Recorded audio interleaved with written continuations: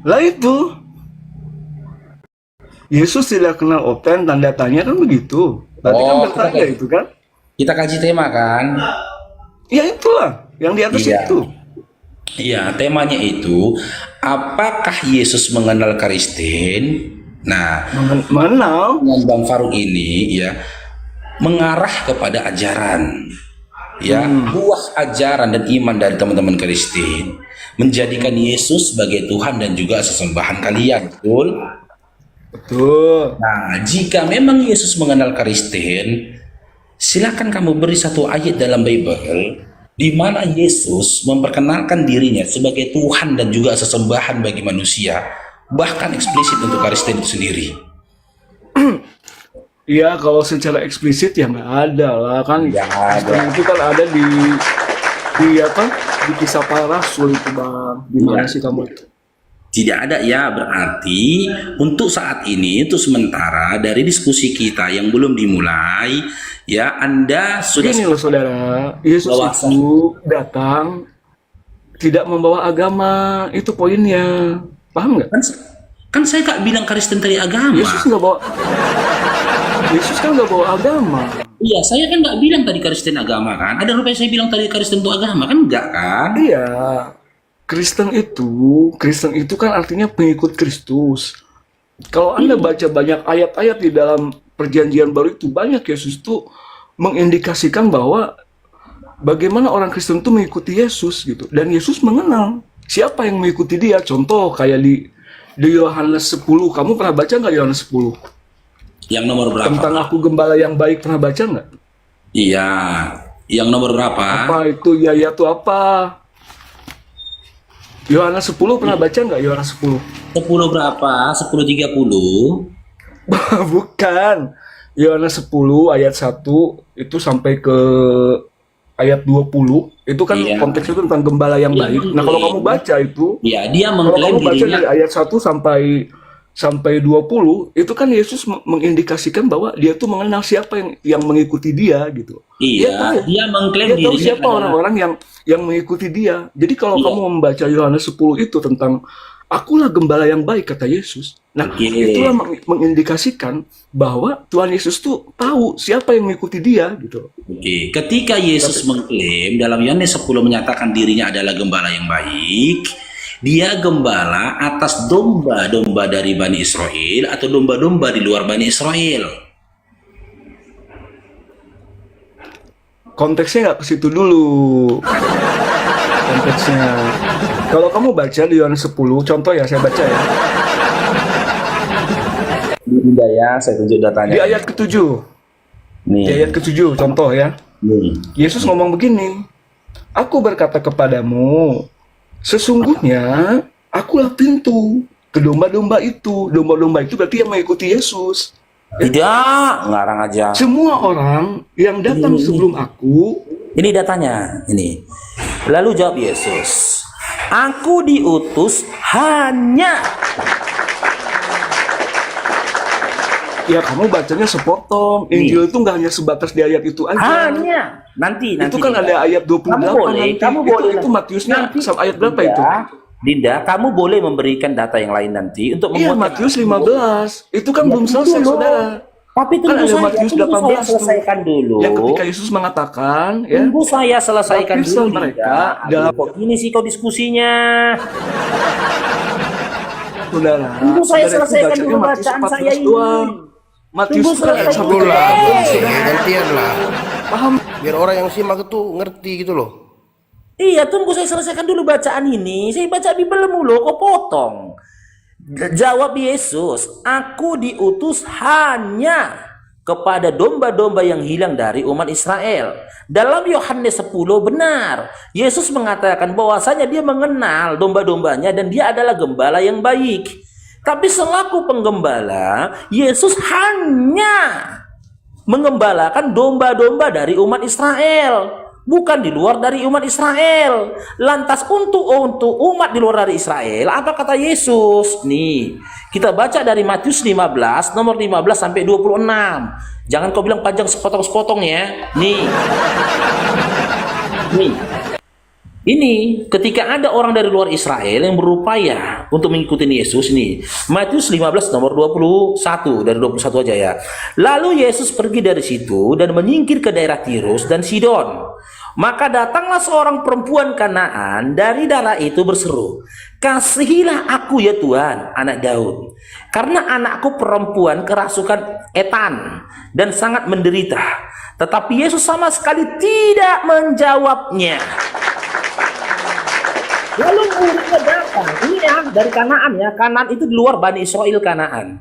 Lalu, ya tapi Yesus sama sekali tidak menjawabnya. Lalu muridnya datang dan meminta kepadanya, "Suruhlah ia pergi, diusir." Ini. Suruhlah dia pergi, kata Yesus. Ia mengikuti kita dengan berteriak dengan berteriak. Jawab Yesus. Nah, Yesus gak terima diikutin ini sama orang-orang, sama perempuan Kanaan di luar dari Bani Israel. Lalu Yesus berteriak, jawab Yesus, "Aku diutus hanya kepada domba-domba yang hilang dari umat Israel." Tetapi perempuan itu mendekat dan menyembah dia sambil berkata, "Tuhan, tolonglah aku." Tetapi Yesus menjawab, "Tidak patut mengambil roti yang disediakan bagi anak-anak dan melemparkannya kepada..."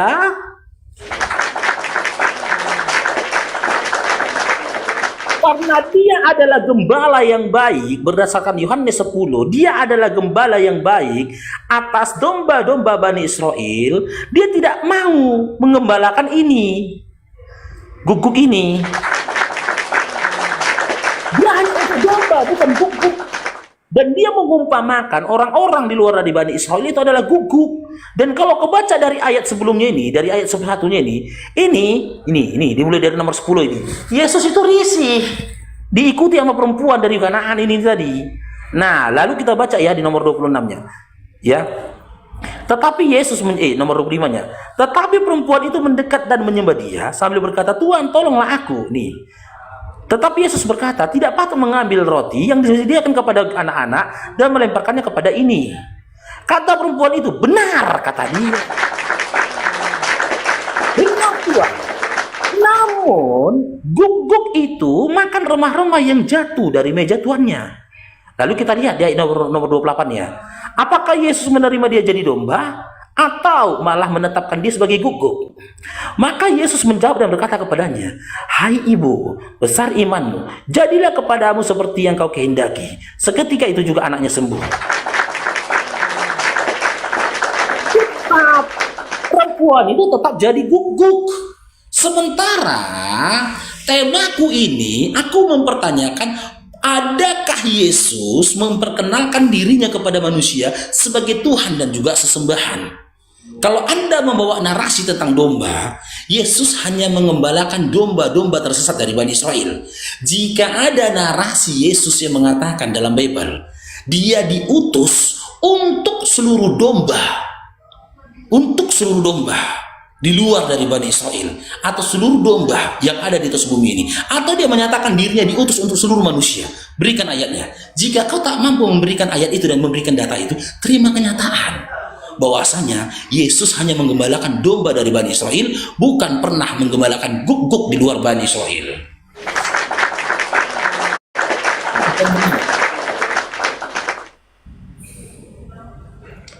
John Ri, silakan ditanggapin.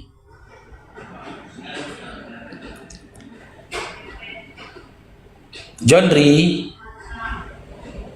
Oh, udah, ngomongnya udah ya. Ya, silakan. Jadi gini, gini loh, Ruk ya. Ayat yang kamu bawa di Matius 14 itu kan memang mengapa Tuhan Yesus berkata seperti itu? 15. Ya, di Matius 15 itu kan itu memang Tuhan Yesus kan belum menyelesaikan karya keselamatannya itu di dunia. Ya karena memang masih panjang gitu loh. Tuhan Yesus kan belum diserahkan kepada ahli-ahli Taurat, belum disalib, ya kan? Belum bangkit, belum naik ke surga, gitu kan? Itu masih panjang perjalanan itu. Makanya kalau kamu baca di Matius 28 itu, ya, saya buka kamera dulu ya. Nah, kalau kamu baca di Matius 28, itu Yesus tegas loh ngomong apa perintahnya. Nah,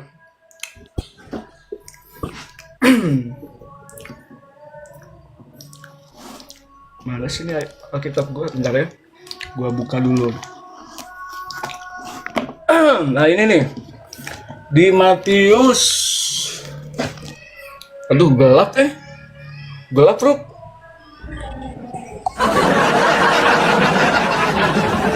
Ini Ruk, bentar Matius Ruk. 28 berapa? Biar kita bacakan. Bentar Ruk ya. Aduh gelap banget Ruk ini Ruk. Bukan gelap, Malah- malah aku buka kamera. Malah kelihatan dompet gue yang tebal ini Ruk. Matiin aja deh. Jadi gue bacain aja Ruk ya. Di Matius 28 ayat 18 dikatakan begini, karena itu pergilah, jadikanlah semua bangsa muridku dan baptislah mereka dalam nama Bapa, Putra, dan Anak dan Roh Kudus, dan ajarlah mereka ya melakukan segala sesuatu yang telah kuperintahkan kepadamu, dan ketahuilah aku menyertai kamu sampai akhir zaman. Nah di sini dikatakan apa? Ya, dikatakan pergilah dan jadikanlah semua bangsa berarti seluruh. Jadi nggak hanya terfokus kepada bangsa Israel, enggak, tetapi Itu seluruh bangsa Israel, bangsa. suku-sukunya. Gitu loh. Aduh, jangan kau bodohin orang. Jelas ya. Jadi makanya aku bilang tadi yang Paruk bawakan itu, yang Paruk bawakan tadi itu di ayat 15 itu, ya, di Matius 15 itu kan berbicara Yesus kan belum menyelesaikan karya keselamatannya. Yesus belum disalib, Yesus belum bangkit dari kematian, Yesus belum naik ke surga gitu loh, Ruk. Jadi kalau kita membaca ayat itu memang harus sampai selesai gitu loh. Kalau kamu cuma terfokus di ayat di Matius 15, tapi kamu nggak baca sampai selesai, ya akhirnya kamu Tapi sedikit terhenti bang, di situ, sedikit. gitu loh. Ya. Tapi begini bang, banyak ayat di Bible itu yang ditambah-tambahin sisipan. Ya, Ya Oh, itu jangan dulu ke sana. menurut Jangan akalmu dulu yang ke sana, sinting Bang gitu. Al-KTP. Nggak usah dulu iya ke sana. emang. Bang Itu Al-KTP jangan menurut ke sana dulu. menurut otakmu yang dangkal itu. Oke, ini tadi ayat yang kamu kasih ya, Jandri ya. Ya, Matius 28. Nomor 18 sampai 19. Tapi poin 19 sebenarnya dari yang kau sampaikan tadi. Ya, oke. Sekarang saya tanya sama Jandri. Dari Matius 28 ini, dari nomor 18 sampai 19, sebut satu kalimat di mana narasi dan juga redaksinya mengarah kepada domba, di mana? Adakah di sini, adakah narasi di dalam Bible, di dalam kitab ini, di mana Yesus mengatakan, jadikan semua bangsa domba-dombaku. Domba itu, Ruk, domba itu bukan bermakna itu kepada binatang, bukan. Domba itu berarti pengikut. Makanya Yesus katakan, akulah gembala. Itu kan sebuah makna perumpamaan, kiasan. Jangan kamu Tahu di bahwa- awal bahwa tadi domba kan itu. itu sudah katakan. Loh, saya kan untuk membantah, Aku untuk tahu mengcounter bahwasannya ketika kamu ini membawa bahwa Yesus hanya Aku dengar loh, hei.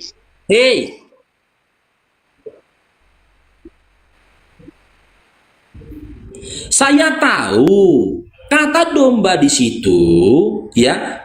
Kan itu saya bilang tadi, bukan benar-benar domba. Dan orang di luar Bani Israel diumpamakan Yesus dengan gugu. Dia bilang tadi, nggak usah kau kaji lagi tuh, ya. Sementara sebelum kau kasihkan data ini, saya tadi tanya ke kamu, sebut satu ayat di mana Yesus menyatakan diutus untuk seluruh domba. Tidak ada. Kau kasih data ini, Matius 28, 18, 19 ini. Dari narasi ini, di kitab yang kau berikan ini tadi, Matius 8, 19 ini, nah, di mana narasinya Yesus mengatakan, jadikanlah semua bangsa domba-dombaku.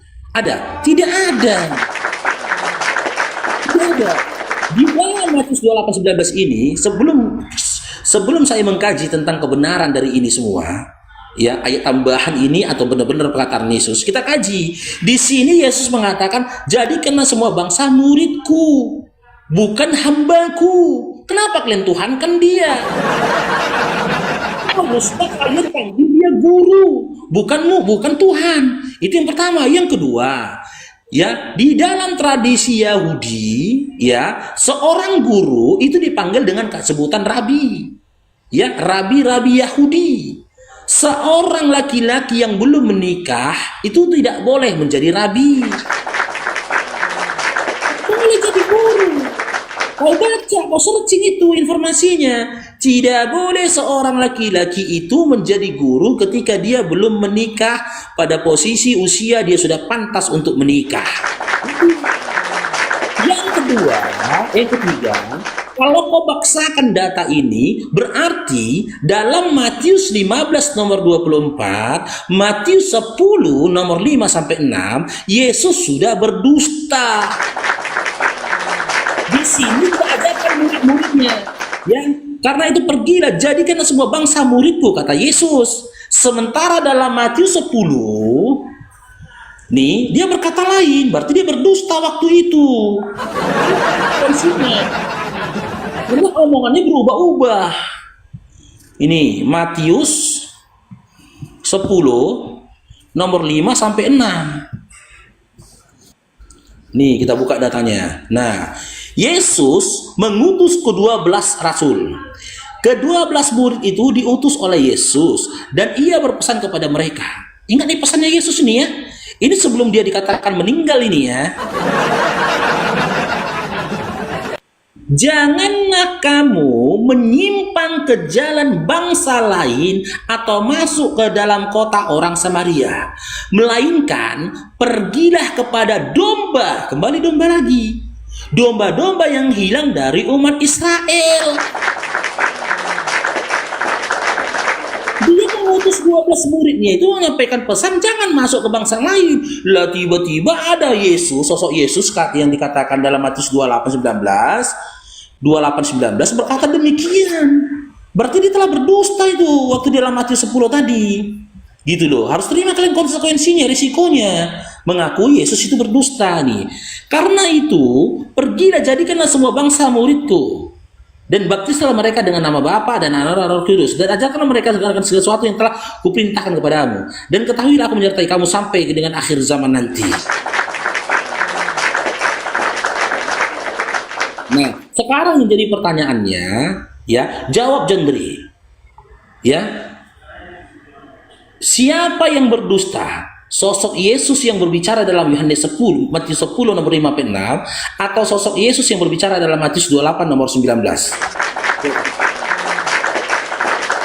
Saya jawab ya. Yang berdusta itu ya saudara saudara Paruk lah.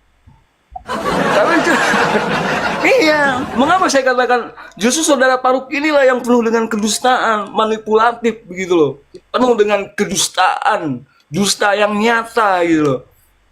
Ketika saudara Paruk membawa Matius itu, saya kan tadi sudah bilang, Tuhan Yesus itu dalam pekerjaannya, dalam karya keselamatannya itu, ya toh, dia memang memiliki rancangan gitu loh.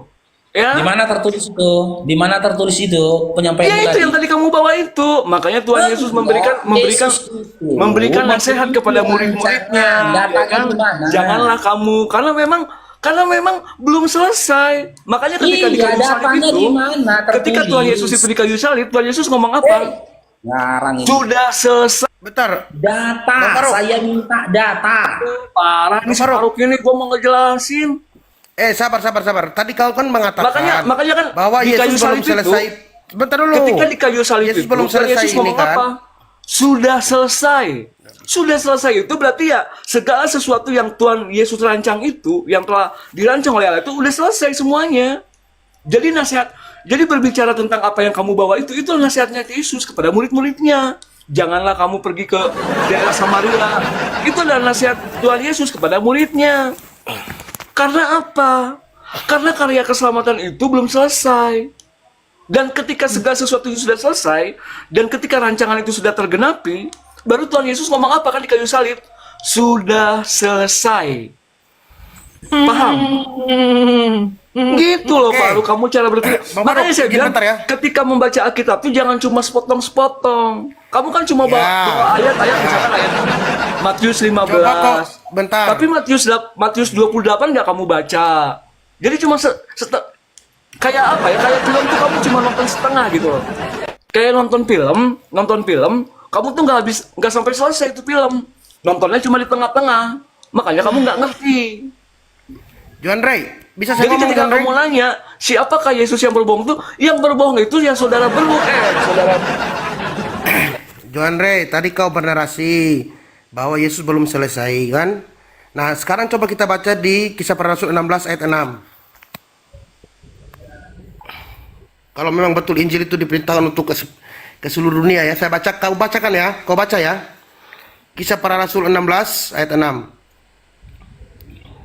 Mereka melintasi tanah Frigia dan tanah Galatia karena Roh Kudus mencegah mereka untuk memberitakan Injil di Asia.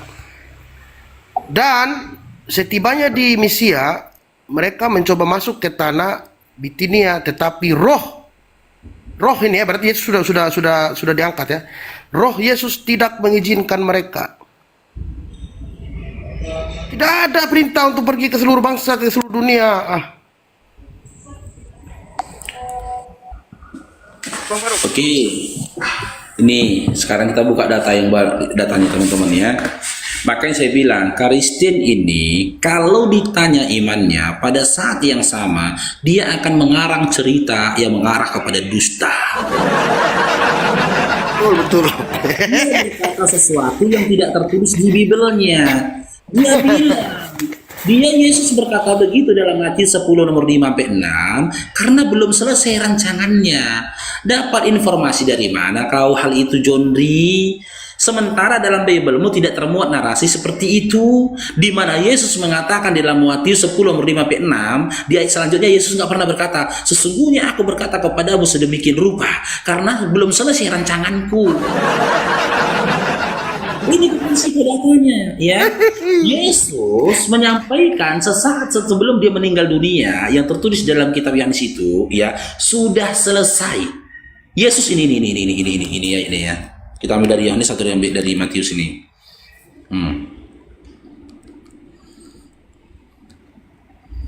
Ini.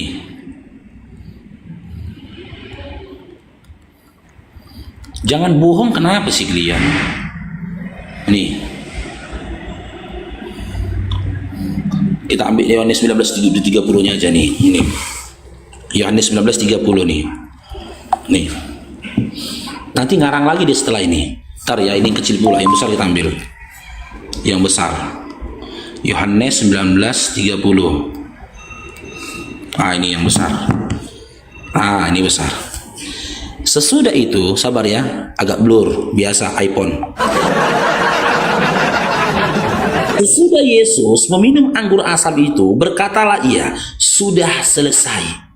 Lalu ia menundukkan kepalanya dan menyerahkan nyawanya. Sudah selesai. Di sini dia berkata sudah selesai. Lantas, kenapa setelah menceritakan sosok Yesus yang bangkit dari kematian dalam Matius 28:19, ya, sementara Yohanes 19:30 dia mengatakan sudah selesai, dia malahan memberikan pengajaran-pengajaran yang baru. Ini pengajaran baru lagi dari dia, katanya udah selesai. Malah pengajaran baru dia dengan mengatakan, karena itu pergilah, jadikanlah semua bangsa muridku dan baptislah mereka dalam nama Bapa. Kok jadi berubah? Dalam Yohanes 19:30 dia bilang udah selesai. Kan gitu. Kitab Matius 28 ini adalah kisah ya apa yang dikatakan dilakukan Yesus setelah dia bangkit dari kematian dalam Bible kalian. Kurasa kok nggak tahu itu sejarah kitab kau ini. Matius 28 ini menceritakan apapun nggak tahu kau ini. Di satu sisi dalam Yohanes 19:30 Yesus mengatakan sudah selesai. Di sisi lain setelah bangkit dari kematian dalam Matius 28:19 Yesus memberikan pengajaran yang baru. Jadikanlah semua bangsa muridku. Baptislah mereka dengan nama fulan. Sementara sebelum meninggal dia sudah mengatakan dalam Matius 15:24 dia hanya untuk domba-domba yang tersesat dari Israel. Dan dalam Matius 10 nomor 5-6 ketika menyampaikan pengajaran kepada muridnya, dia mengatakan jangan masuki bangsa-bangsa lain. Ya, bangsa orang Samaria, karena aku diutus hanya untuk domba-domba tersesat dari Bani Israel. Sekarang saya minta sama Om Junri, Berikan data di Bibelmu di mana Yesus memberikan narasi apa yang dikatakannya dalam Matius 15 dan Matius 10 itu karena rancangannya belum selesai. Kasih datanya silakan. Dan aku minta ketika kau bernarasi pakai data John Ri. Jangan ngarang ya. Aku udah capek 27 tahun aku di Kristen, ditipu-tipu sama pendeta, udah capek aku. Lanjut itu ke belakang dulu aku bentar. Iya, John lanjut Ri. aja. Silakan. Aku mau ke Andre. belakang bentar.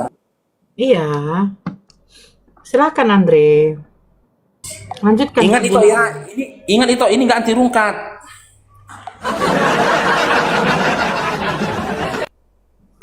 Kau suruh saya lanjutkan, kau tahu saya ini tukang rungkatkan.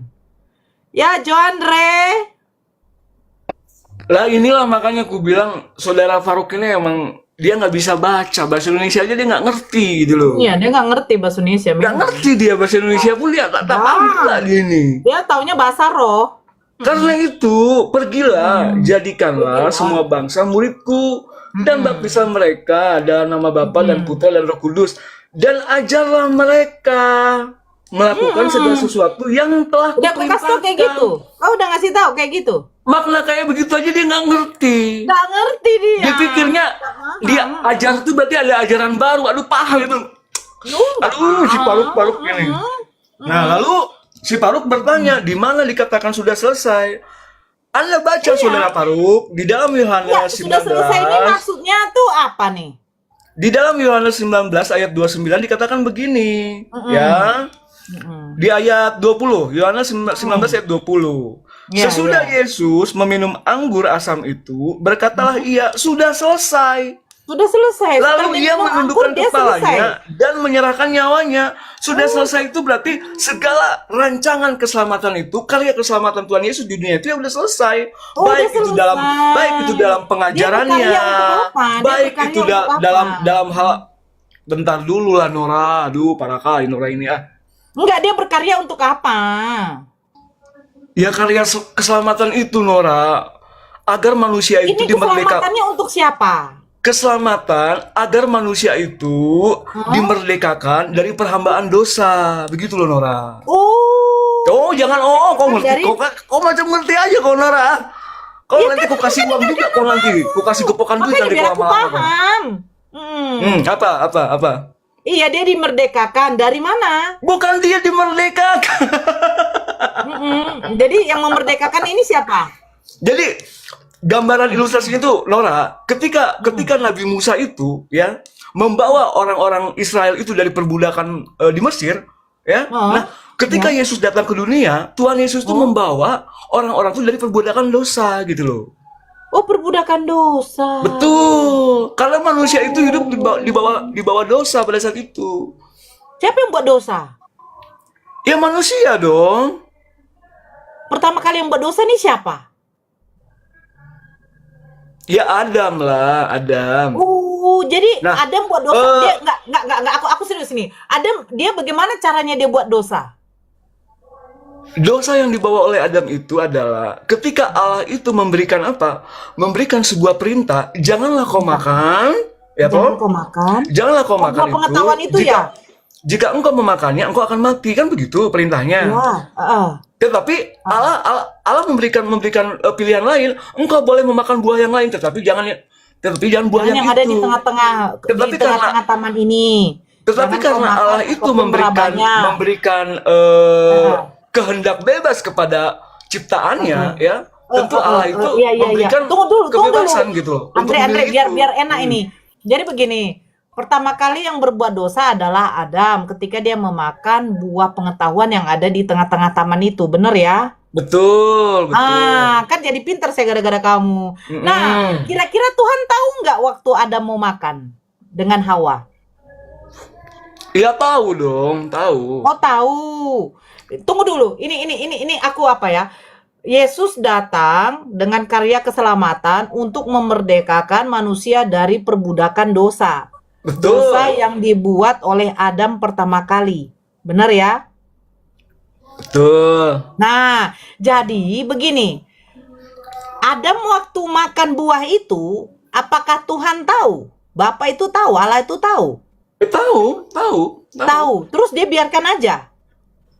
Loh, Allah kan memberikan pilihan, Nora. Kan Allah ngomong pilihan. di dalam kitab Kejadian itu, engkau boleh memakan apa saja, tetapi pohon yang baik dan benar itu jangan kau makan. Kan itu perintahnya kan? Sudah diberitahu. Jadi Tetapi waktu kan dimakan sama Allah Hawa itu- pertama kali nggak dicegah. Loh, Allah itu kan memberikan kehendak bebas di dalam diri manusia itu. Oh, jadi bebas gitu ya? Betul. Makanya kan Allah mengatakan yang memberikan menciptakan kehendak manusia bebas itu itu Allah, seturut kan? dan segambar. Ya, Benar nggak? yang memberikan hak kebebasan itu Allah sendiri. Ya manusia dong diberikan oleh Allah. Iya, kan Allah yang memberikan kebebasan kepada manusia ini yang bernama Adam untuk makan buah.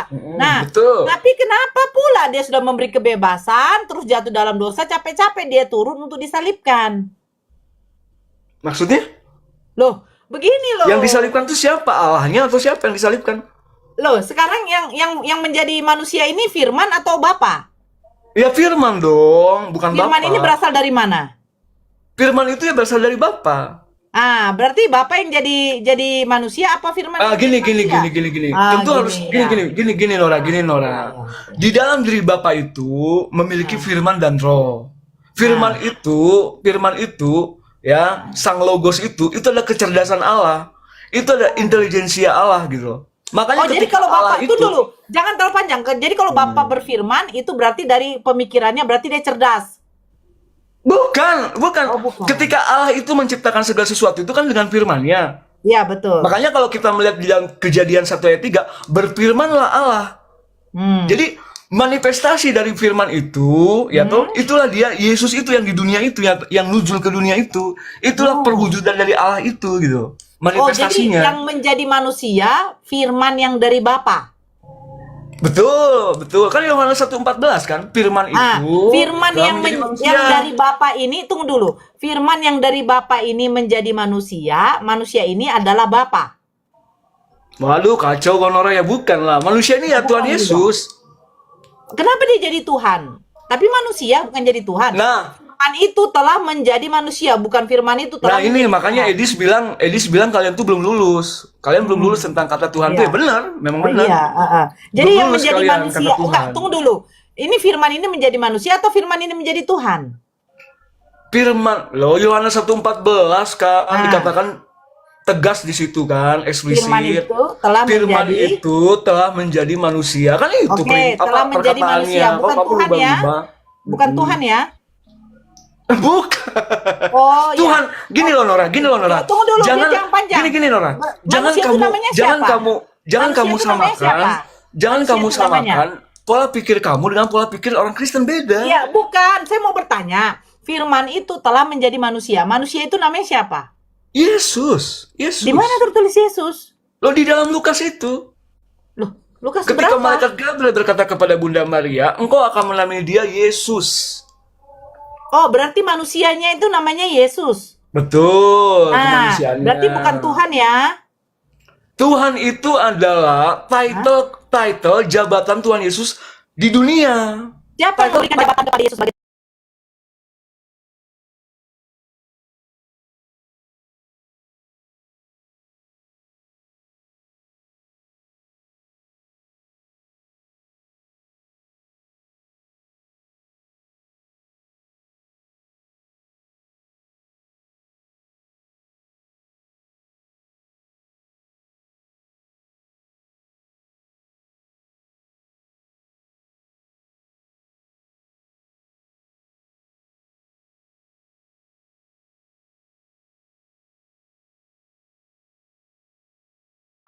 Lukas 2:11 Ketika malaikat Gabriel menampakkan diri kepada para gembala itu, malaikat Gabriel kan memberitakan telah lahir bagimu Kristus Tuhan di kota Daud. Ya, juru selamat. Ya, Jangan dipotong. telah lahir bagimu juru selamat yaitu Kristus Tuhan di kota Daud. Nah, Oke, Kristus itu kan artinya gelar. apa?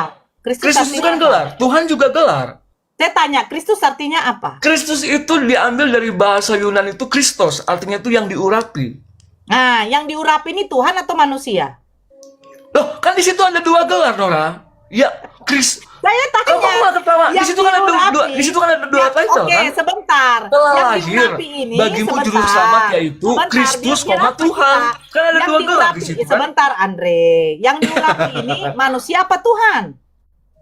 Gimana? Yang diurapi ini manusia apa Tuhan? Yang diurapi itu yang manusia. Oke. Yang diurapi itu kan imam, Sebentar, raja, dan sabar. nabi. Ini kamu sabar. nggak paham ini kamu, Nora. Hari ini Lukas 2 nomor 11. Saya tidak perlu apa. Hari ini telah lahir bagimu juru selamat. Ya kan? Yaitu Kristus, yaitu Tuhan ada di tulisan kota Daud. itu yaitu Sabar. yaitu Kristus itu siapa? Kristus itu yang diurapi. Nah, yang diurapi ini manusia apa Tuhan? Manusia. Oke. Imam, Udah, selesai. imam, Sabar, raja, dan sabar. nabi itu itulah Andre, orang yang sabar. diurapi. Andre, Enggak, biar sabar. kamu paham, biar Nora paham Ya, dulu. sabar Yang dulu, diurapi itu sabar. adalah imam, raja, dan nabi. Sabar. Ya, biar kamu paham. Sabar dulu. Anda jadi sabar. silakan. Anda kok kayak perempuan. Ah, Dari sini sabar loh. Kalau tidak saya bisa turunkan kamu. Nah, Oke. Kristus ini artinya manusia yang diurapi, betul? betul. Nah, yang mengurapi Yesus siapa? Yang mengurapi, ya itulah Siapa? Maria Magdalena itu. Lah malah ketawa.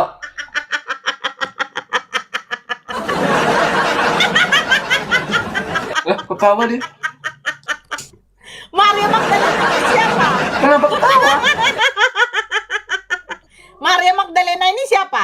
Yang diurapi itu kan dengan minyak, makanya diurapi. Maria Magdalena ini siapa? Makanya makna kata diurapi itu kan diminyaki. Saya tanya, Maria Magdalena ini siapa? Murid Tuhan Yesus, bagian dari murid Tuhan Yesus. Sejak kapan dia diangkat? Sejak kapan Yesus mengangkat seorang perempuan jadi murid? Loh, dia itu kan pengikut Tuhan Yesus juga. Dia kan bersama-sama dengan Tuhan Yesus. Gimana sih kamu? Saya bertanya, sejak kapan Maria ini diangkat Yesus sebagai murid? Dan terus yang kedua, Loh, Maria dia kan Magdalena ini bagian, siapa? dia kan bagian dari Sehingga para dia murid-murid berani itu. menyentuh Dia yang kaki mengikuti Yesus. Tuhan Yesus. Dia kan bagian dari pengikutnya. Saya bertanya, Maria Magdalena ini seorang perempuan apa? Menurutmu perempuan apa menurutmu? Loh, menurut Bible, dia perempuan apa? Hah? Iya, perempuan apa? Perempuan dia baik maksudnya. Perempuan apa dia? Iya, Menurut perempuan Bible. apa coba? Perempuan apa? Loh, saya tanya sama kamu. Iya, perempuan tidak baik maksudnya gitu. Maksudnya. Loh, saya bertanya sama kamu menurut Bible. Iya, perempuan yang tidak baik maksudnya gitu. Dalam tanda petik. Dah, lu diem ya, biar dapat kita poinnya di sini nanti sama Bang Faruk. Ya, jadi begini ya Andre, dengarkan saya baik-baik. Dengarkan saya baik-baik, ini ilmu bagi kamu. Mudah-mudahan terbuka akal pikir kamu dan saudara-saudara yang di bawah. Jadi begini, saya ikutin saja narasi dia. Bawa ke Adam sampai kepada Yesus yang diurapi. Itu saya ikuti semua. Saya ikuti karena ini anti rungkat. Jadi begini, kalau secara logika Yesus datang ke dunia, dia sebagai Tuhan yang titelnya yang diberikan oleh kalian-kalian. Karena Bapa tidak pernah mengatakan segala kuasa di surga dan di bumi diberikan Bapa kepadaku. Nah, kuasa yang diberikan kepada Yesus bukan kuasa dia menjabat sebagai Tuhan.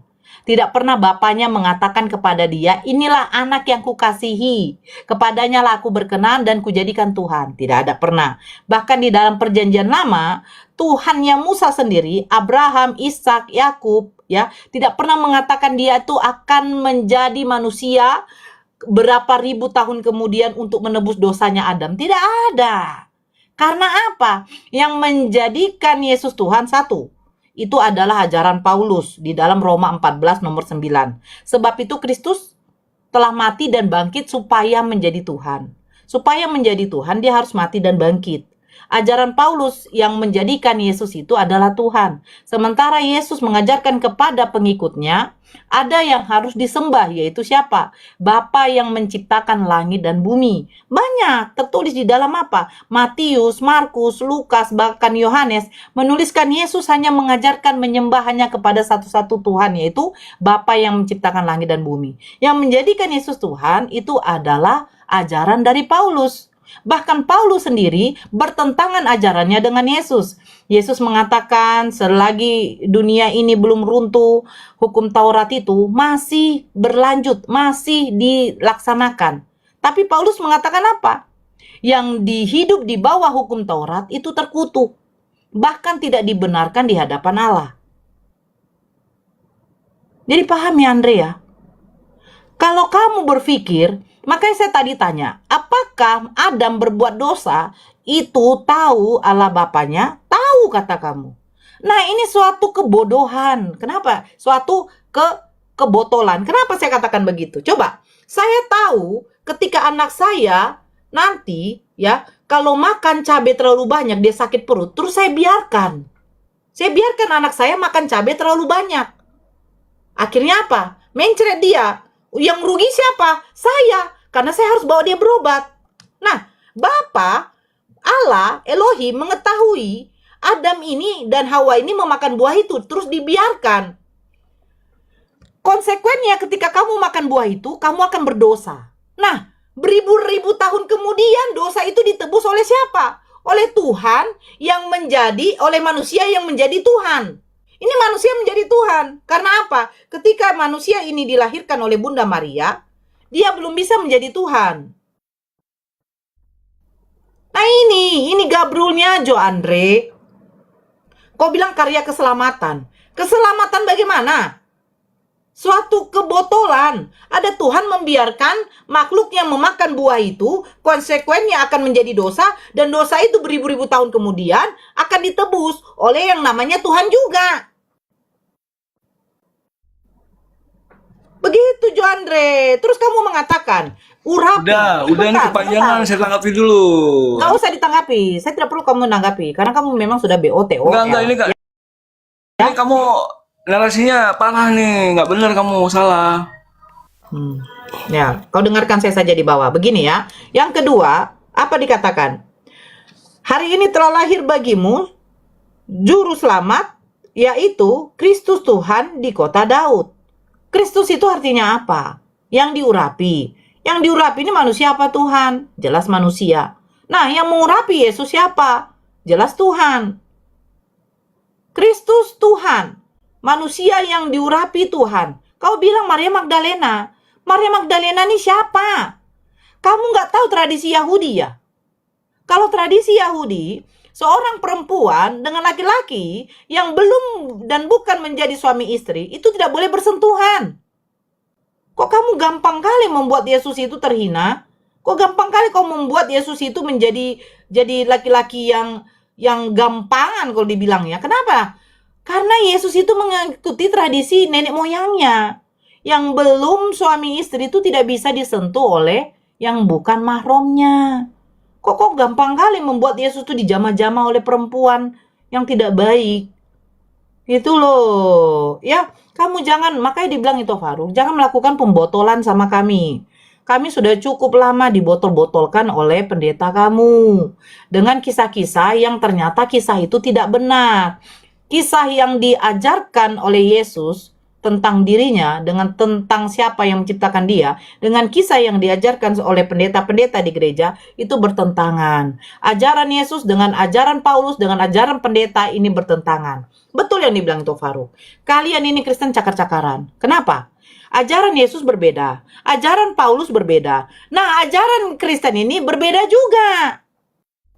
Jadi kalian ini cakar-cakaran.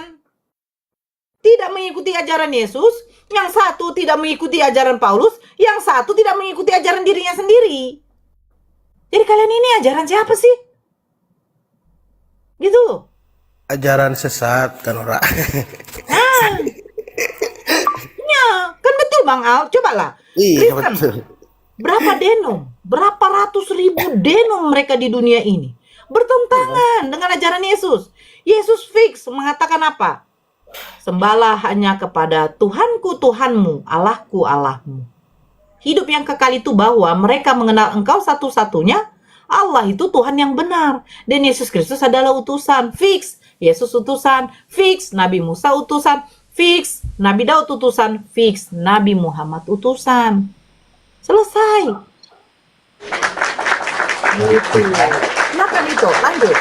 Itu bukan yang tadi. Nggak nyambung. Nggak akan dapat poinnya. Saya nggak suka yang begitu. Lanjut. Oke, kita sapa dulu ini si Paragat tadi. Oke. Ya, Dinda Paragat. Gelap kali Dinda, hidupin lampunya Dinda. Sudah lah, kamu udah lihat saya tadi, Faruk. Gelap loh. Gimana sih? Nah, saya nggak pakai efek, udah saya bilang. Kita lanjutkan yang tadi ya, Faruk ya, boleh nggak? Udah, tadi dan nyimak, saya jawab tadi. Nah, apakah Nabi Musa itu Islam? Jawab dulu. Iya, sudah saya jawab tadi ya. Mana datanya, Pak Ud? Pak, Ya. Pak Faruk Islam atau itu saya panggil? dulu. Islam itu sebutan orang-orang yang berserah diri kepada Allah, ya, pada pribadinya disebut Muslim. Sedangkan kelompoknya itu disebut dengan din Islam. Ya. Biar- Din Islam adalah din yang menyembah kepada Allah. Ya, untuk dalilnya saya mulai dari surah Asy-Syura ayat 13. Jangan lompat lagi Dinda ya. biar terarah saya kunci dulu statementnya. Nih. Islam itu agama bukan? Iya, Islam itu agama, sebutan. Semua mendengar ya. Nanti ini saya kasih datanya, jadi Dinda. Oke. Tolong Ya. jelaskan kepada saya, ya. Tolong jelaskan kepada saya. Loh, kok berubah lagi pertanyaannya? Ini aku tunjukkan dulu. Ini korelasinya loh. Oh, itu dulu. Silakan. Nah, Musa itu hanya menyembah kepada Allah, sama dengan umat Islam. Dia Allah telah mensyariatkan bagi kamu din yang diwasiatkan kepada Nuh juga, yang juga kami wahyukan kepada Nabi Muhammad sallallahu alaihi wasallam, dan yang kami wasiatkan kepada Ibrahim, Musa. Di sini din itu disebut di dalam bahasa Arabnya ad-din. Ya, minat dini, ini din teman Dinda ya. Nah, selanjutnya kita ke surah Al-Baqarah ayat 132. Ya, Al-Baqarah